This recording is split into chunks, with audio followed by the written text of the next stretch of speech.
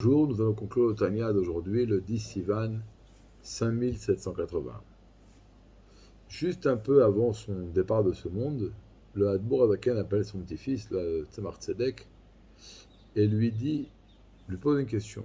Il lui montre une poutre sur le mur, le plafond, et il lui demande est-ce qu'il voit la poutre. Alors son petit-fils lui dit bien évidemment que je vois la poutre. Ça veut dire qu'il n'a pas vraiment compris la question. Et là, son grand-père lui dit, parce que moi, la poutre, je ne la vois plus, je vois la parole de Dieu qui s'habille dans la poutre et qui la fait vivre à chaque seconde.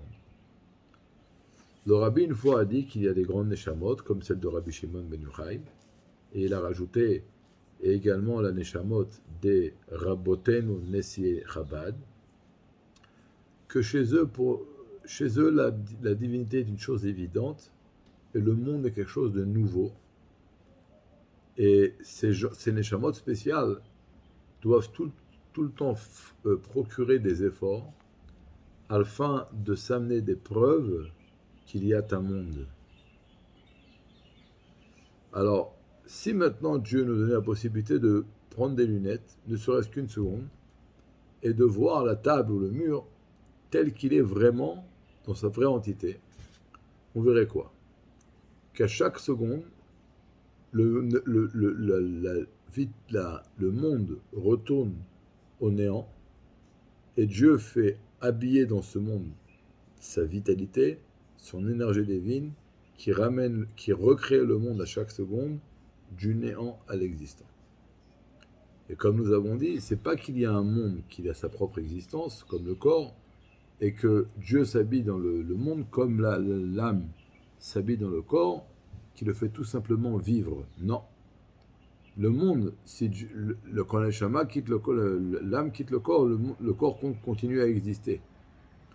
Mais si Dieu se retirerait du monde, alors le monde retournait au néant immédiatement.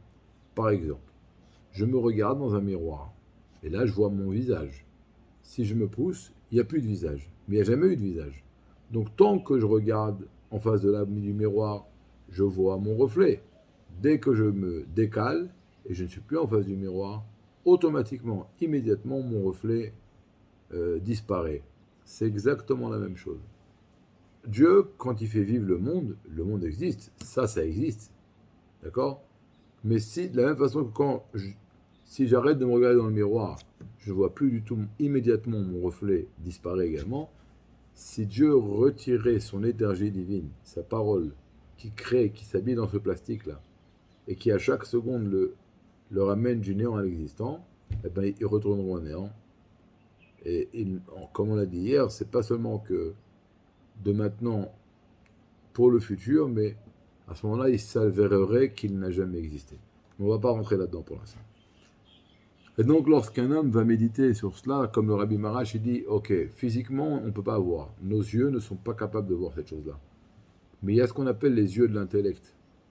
Cela veut dire que des fois, à force de méditer sur une chose avec persévérance, on va tellement s'unifier avec la chose et s'identifier avec la chose qu'on va avoir le sentiment de voir la chose. C'est ce qu'on appelle les yeux de l'intellect. Alors il faut aujourd'hui réfléchir de temps en temps, faire un petit exercice. Quand on va voir un immeuble ou une voiture, peu importe quoi, une chaise chez nous, une bouteille ou un vase, ou n'importe quoi, on va comprendre qu'il y a une vitalité divine, que cette chose-là est constamment en train de retourner du néant, de l'existant au néant, et Dieu l'a à chaque fois, à chaque seconde, fait habiller dans cette chose-là une nouvelle énergie divine pour le ramener du néant à l'existant. Et donc, puisque le matériel, la créature, a une dépendance totale de l'énergie divine qui est habillée en elle et qui la fait exister à chaque seconde, alors elle est complètement annulée à cette énergie divine. De là découle que le monde est complètement annulé à la divinité. Alors on va penser un petit peu à ça aujourd'hui, et puis Mizrach Hashem on continuera. Très très bonne journée, bonne préparation à Shabbat.